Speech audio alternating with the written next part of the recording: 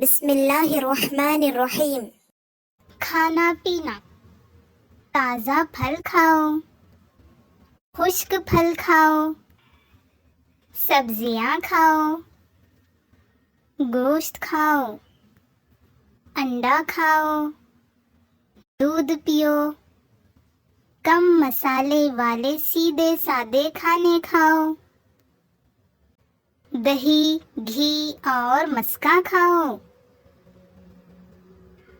चावल खाओ, दाल खाओ, रोटी खाओ, आइसक्रीम ना खाओ,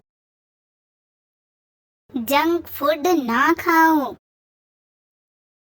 मसालेदार खाने ना खाओ, चॉकलेट ना खाओ, कोल्ड ड्रिंक ना पियो।